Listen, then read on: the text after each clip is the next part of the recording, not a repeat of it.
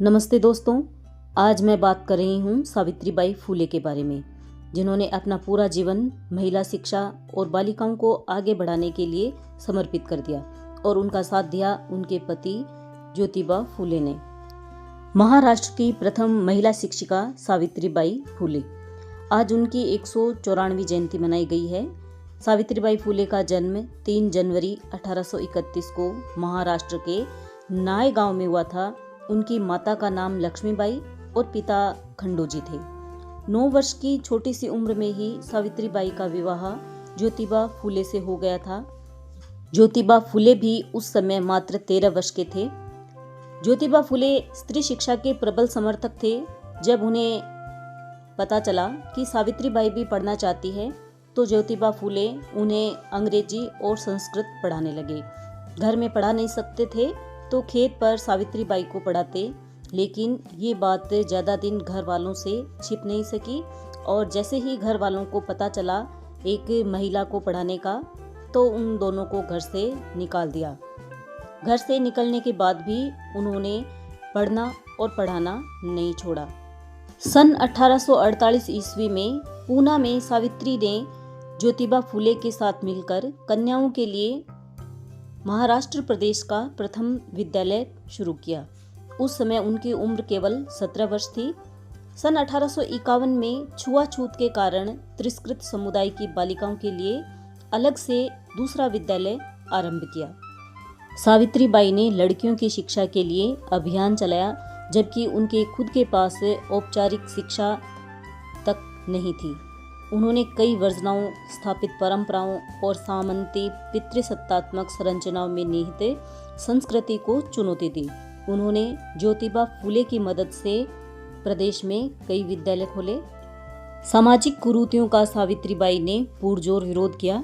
विधवाओं के सिर मुंडन की प्रथा को दूर करने के लिए वह नाइयों से भी मिली और इसी कारण कुछ नाइयों ने इस रूढ़ी में साथ देना छोड़ दिया और धीरे धीरे विधवाओं के सिर मुंडन की जो परंपरा थी वो समाप्त करने में सावित्रीबाई फूले ने अपना महत्वपूर्ण योगदान दिया।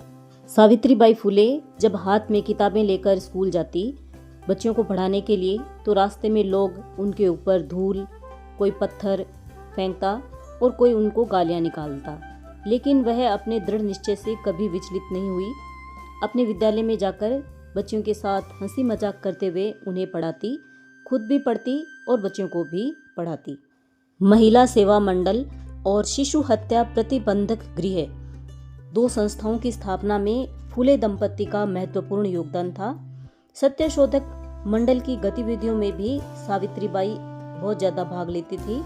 इस मंडल का उद्देश्य था सताए गए समुदायों को अपने अधिकारों के प्रति जगाना। सावित्रीबाई ने अनेक संस्थाओं का प्रशासनिक कौशल से संचालन किया।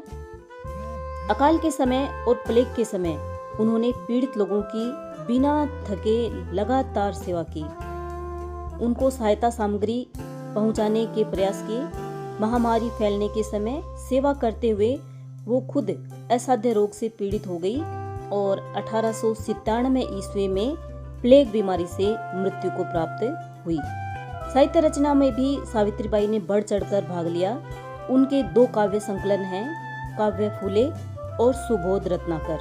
भारत देश में महिला उत्थान को गहराई से समझने के लिए सावित्रीबाई महोदया के जीवन चरित्र का भी अध्ययन हमें अवश्य करना चाहिए।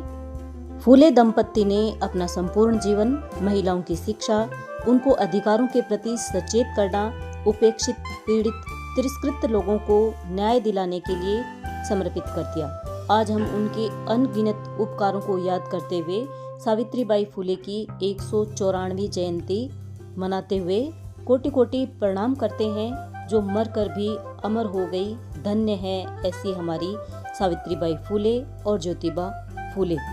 एक बार पुनः इन दोनों महान हस्तियों को कोटि कोटि प्रणाम करते हुए जय हिंद, जय भारत।